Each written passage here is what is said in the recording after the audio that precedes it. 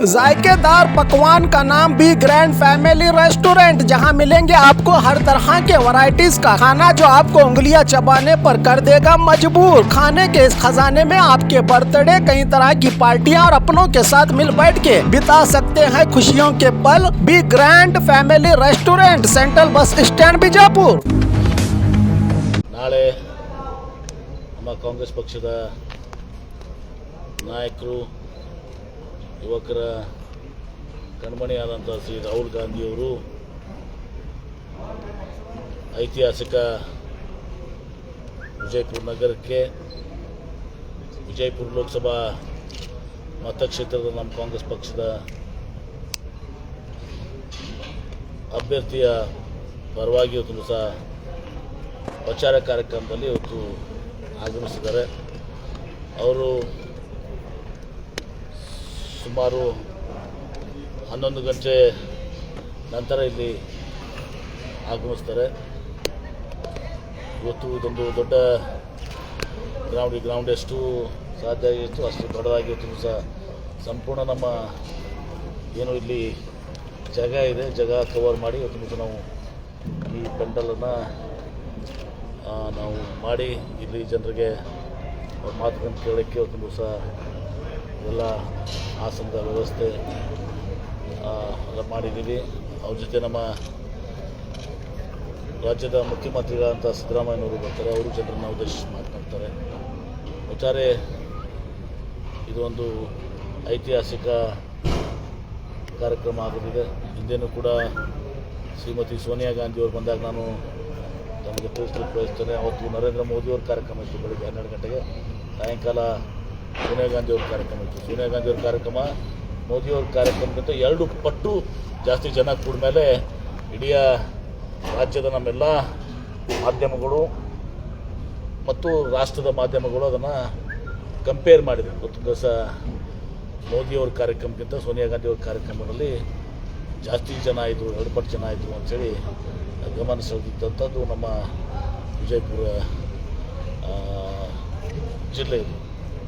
ಹೀಗಾಗಿ ನಾಳೆ ಒಂದು ದೊಡ್ಡ ಪ್ರಮಾಣದ ಕಾರ್ಯಕ್ರಮ ಆಗ್ತದೆ. ಅನೇಕ ವಿಚಾರಗಳನ್ನ ಪ್ರಸ್ತಾಪ ಮಾಡ್ತಾರೆ. ಸಿದ್ದರಾಮಯ್ಯವರು ಕೂಡ ಅನೇಕ ವಿಚಾರಗಳನ್ನು ಪ್ರಸ್ತಾಪ ಮಾಡ್ತಾರೆ. ಜನನೂ ಕೂಡ ಭಾಳ ಉತ್ಸುಕರಾಗಿದ್ದಾರೆ. ಇವತ್ತು ಎಲ್ಲ ಕಡೆಯೂ ಕೂಡ ನಮಗೆ ಗಾಡಿ ಸಿಗ್ತಾ ಇಲ್ಲ.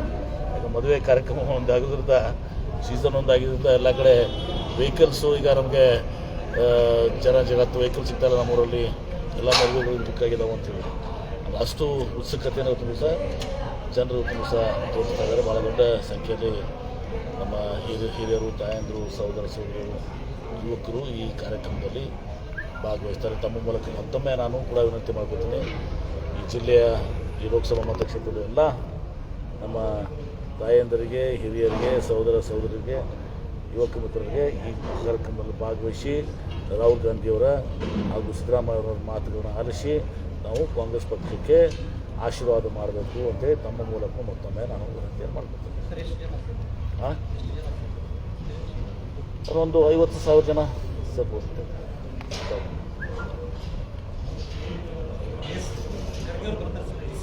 ಖರ್ಗೆ ಅವ್ರದ್ದು ಇನ್ನೂ ಕನ್ಫರ್ಮ್ ಆಗಿಲ್ಲ, ಇಬ್ಬರು ಕನ್ಫರ್ಮ್ ಆಗಿದೆ. ಈಗ ಬರ್ಬೋದು, ಅವರು ಬರ್ಬೋದು. ಗುಲ್ಬರ್ಗಕ್ಕೆ ಬಂದೇ ಅವ್ರು ಬರ್ತಾಯಿದ್ದಾರೆ. ಖರ್ಗೆ ಅವರು ಬರ್ಬೋದು, ಅವ್ರ ಇನ್ನೂ ಕನ್ಫರ್ಮ್ ಆಗಿಲ್ಲ. ಯಾಕಂದರೆ ಅವರು ಬೇರೆ ಬೇರೆ ಕಡೆ ಪ್ರಚಾರ ಮಾಡ್ತಾರೆ, UP ಬಿಹಾರಕ್ಕಾಗಿ. ಎಲ್ಲರೂ ಒಂದೇ ಕಡೆ ಹೋಗ್ಬಿಟ್ರೆ ಹೀಗಾಗಿ ಸ್ವಲ್ಪ ಡಿವಿಷನ್ನು ಕೂಡ ಮಾಡ್ಕೊಂಡಿದ್ದಾರೆ.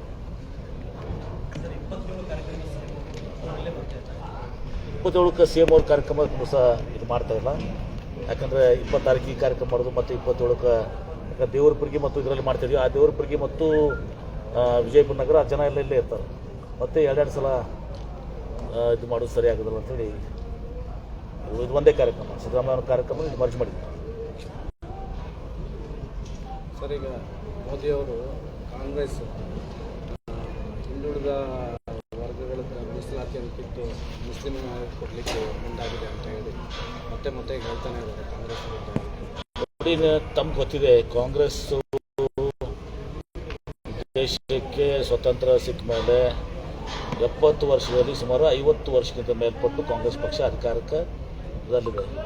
ಎಲ್ಲಾದರೂ ಕಾಂಗ್ರೆಸ್ ಪಕ್ಷ ಈ ರೀತಿ ಹಿಂದುಳಿದ ಕಸ್ಕೊಂಡು ಅಲ್ಪಸಂಖ್ಯಾತರ ಕೊಡುವಂಥದ್ದು, ಅಲ್ಪಸಂಖ್ಯಾತರು ಅವ್ರದ್ದೇ ಇರ್ತದೆ. ಆದ್ರೆ ಹಿಂದುಳಿದವ್ರು ಕಸ್ಕೊಂಡು ಅಲ್ಪಸಂಖ್ಯಾತರಿಗಾಗಲಿ ಅಂಥವು ಯಾವ್ದಾದ್ರು ಕೆಲಸ ಹಿಂದೆ ಮಾಡಿದಾರ ಅಥವಾ ಈ ಮೀಸಲಾತಿ ಕಲ್ಪನೆಯನ್ನು ತಂದವರೇ ಕಾಂಗ್ರೆಸ್ನವರು, ಕೊಟ್ಟವರು ನಾವೇನು ಕಸ್ಕೊತೀವಿ. ಮೋದಿಯವರು ಬಹುಶಃ ಹತಾಶರಾಗಿದ್ದಾರೆ. ಯಾಕಂದರೆ ಈಗ ಅವರು ಬರ್ತಾ ಪ್ರಧಾನಮಂತ್ರಿಗಳಿಗೆ ಶೋಭೆ ತರೋದಿಲ್ಲ. ಮೊನ್ನೆ ಅವರು ಮಂಗಲ ಸೂತ್ರದ ಬಗ್ಗೆ ಮಾತಾಡಿದರು. ಒಬ್ಬ ಪ್ರಧಾನಮಂತ್ರಿಯಾಗಿ ಮಂಗಲ ಸೂತ್ರ, ತಾಳೆ, ಗೀಡಿ ಅವರಿಗೆ ಶೋಭೆ ತರುವಂಥದ್ದಲ್ಲ. ಅವ್ರ ಗಂಟೆಗೆ ತಕ್ಕಾಗಿ ಇವತ್ತು ಬಹುಶಃ ಗ್ರಾಮ ಪಂಚಾಯತಿಯಲ್ಲೂ ಕೂಡ ಮಂಗಲ ಸೂತ್ರ ಆಮೇಲೆ ಈ ತಾಳಿ ಗಿಡಿ ಅಂತ ನಾವು ಮಾತಾಡೋದಿಲ್ಲ, ಎಂದೂ ಕೂಡ ಮಾತಾಡೋದಿಲ್ಲ. ಮಂಗಲ ಸೂತ್ರ ಈ ತಾಳಿ ವಿಚಾರನೇ ಮಾತಾಡೋದಿಲ್ಲ. ಅದ್ರ ಬಗ್ಗೆ ತನ್ನದೇ ಆದಂಥ ಒಂದು ಗಾಂಭೀರ್ಯತೆ ಇದೆ, ತನ್ನದೇ ಆದಂಥ ಒಂದು ಪವಿತ್ರತೆ ಇದೆ. ಮಂಗಲಸೂತ್ರ ಆಗಲಿ ಅದನ್ನು ಹೇಳ್ಕೊಂಡು ಮಂಗಲಸೂತ್ರ ತಾಳಿಯನ್ನು ಹೇಳ್ತರೋದು ಸರಿಯಲ್ಲ. ಅದರ ಪವಿತ್ರತೆಗೆ ಅದು ಒಂದು ಇದಕ್ಕೆ ನಾವು ಧಕ್ಕೆ ತರುವಂಥ ಕೆಲಸ ಮಾಡಬಾರ್ದು. ಸರ್, ನಾಳೆ ಫಸ್ಟ್ ಮತದಾನ ಇದೆ ಸರ್. ನಾಳೆ ಫಸ್ಟ್ ಮತದಾನ ಇದೆ. ಹಾಂ, ಏನು ಹೇಳಿದ್ವಿ ಸರ್? ನಾಳೆ ನಾನು ಎಲ್ಲರಿಗೂ ಕೂಡ ಈ 14 ಮತಕ್ಷೇತ್ರ ನಮ್ಮ ರಾಜ್ಯದಲ್ಲಿ ಏನಿದ್ದಾವೆ, ಏನು ಚುನಾವಣೆ ಹೋಗ್ತದೆ, ಅಲ್ಲಿ ಕಾಂಗ್ರೆಸ್ ಪಕ್ಷಕ್ಕೆ ಒಳ್ಳೆಯ ವಾತಾವರಣ ಇದೆ. ನಾನು ಕೂಡ ಇವತ್ತು ಬೆಳಗ್ಗೆನೇ ಒಂದು ಇದು ಮಾಡಿ ಕಳಿಸಿದ್ದೀನಿ, ಒಂದು ವಿಡಿಯೋ ಮಾಡಿ ಕಳಿಸಿದ್ದೀನಿ. ರಾಜ್ಯದ ಜನತೆಗೆ, ಎಲ್ಲ ಹಿರಿಯರಿಗೆ, ತಾಯಂದರಿಗೆ, ಸಹೋದರಿಗೆ, ಯುವಕ ಮಿತ್ರರಿಗೆ ನಾವು ಇವತ್ತಿಗೊಂದು ಬದಲಾವಣೆಯನ್ನು ತರಬೇಕು. ದೇಶದಲ್ಲಿ 10 ವರ್ಷ ನರೇಂದ್ರ ಮೋದಿಯವರು ತಮ್ಮ ಆಶ್ವಾಸನೆಗಳೇನು ಕೊಟ್ಟಿದ್ರು ಯಾವುದೂ ಕೂಡ ಆಗಿಲ್ಲ. ಒಳ್ಳೆಯ ದಿನಗಳು ಬಂದಿಲ್ಲ. ಭ್ರಷ್ಟಾಚಾರ ಅಂತೂ ಎಲೆಕ್ಟ್ರಲ್ ಬಾಂಡ್ನಲ್ಲಿ ತಾವು ನೋಡಿದ್ದೀರಿ. ಅದು ಯಾವ ರೀತಿ ಸುಮಾರು 7,500 ಕೋಟಿ ರೂಪಾಯಿ ಭ್ರಷ್ಟಾಚಾರವನ್ನು ಎಸಗಿದ್ದಾರೆ. ಮತ್ತೊಂದು ದೊಡ್ಡದಾದಂಥ ಹಗರಣ ಅದು.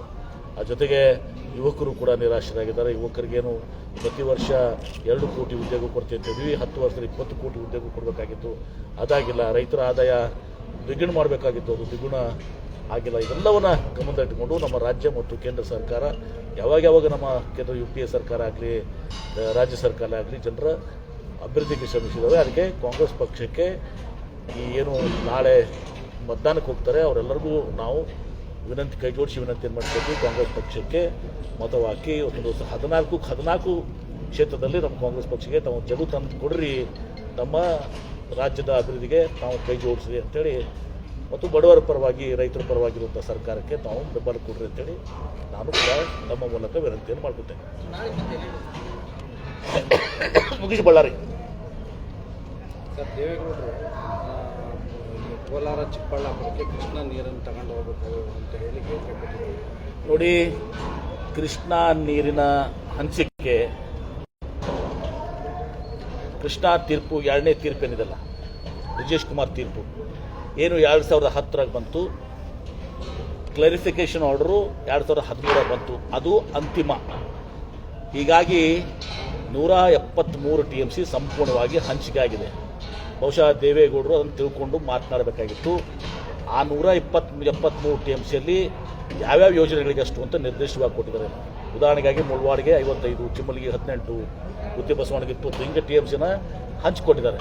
ಇನ್ನು ಅಲ್ಲಿ ತುಂಗಭದ್ರಾ 130 TMCಯಲ್ಲಿ UKP ಹಂತ 3ರಲ್ಲಿ, ಅಲ್ಲಿ 43 TMC ಏನಿದೆ ತುಂಗಭದ್ರಾದಲ್ಲಿ ಹಳೆಯ ಯೋಜನೆಗಳನ್ನ ಏನು ಮಾಡಿದ್ವಿ ಅದಕ್ಕೆ ಅದನ್ನು ಸರಿದೂಗಿಸ್ಕೊಂಡಿದ್ದಾರೆ.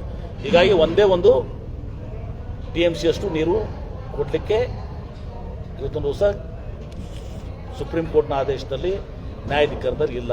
ಹೀಗಾಗಿ ಜನರನ್ನ ದಾರಿ ತಪ್ಪಿಸುವಂಥ ಕೆಲಸ ದಯವಿಟ್ಟು ಹಿರಿಯರಾದಂಥ ದೇವೇಗೌಡರು ತಿಳ್ಕೊಂಡವ್ರಿದ್ದೀರಿ. ನಿಮಗೆ ಬೇಕಾದ್ರೆ ಒಂದು ಕಾಪಿ ಕಳಿಸ್ತೇನೆ, ಒಂದು ಕಾಪಿ ಬೇಕಾದ್ರೆ ಅವ್ರಿಗೆ ಮೇಲ್ ಮಾಡ್ತೇನೆ. ನೋಡಿ, ಹಿಂಗಿದೆ ತೀರ್ಪಲ್ಲಿ ಹಿಂಗೆಲ್ಲ ಕೊಟ್ಟಿದ್ದಾರೆ, ಎಲ್ಲಿಂದ ಕೊಡ್ತೀರಾ, ಹೆಂಗೆ ಕೊಡ್ತೀರಾ ನೀವು?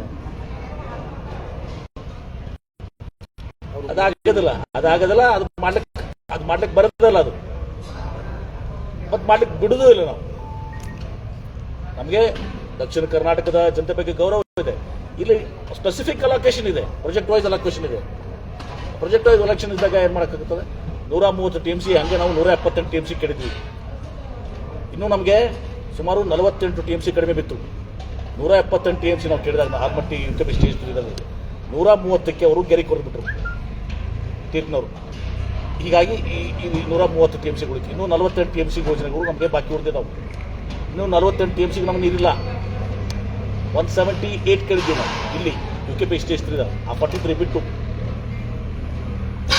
ಇವ್ರದ್ದು ದೇವೇಗೌಡರು ಇದು ಬರೀ ಚುನಾವಣಾ ಸ್ಟೇಟ್ಮೆಂಟಾ?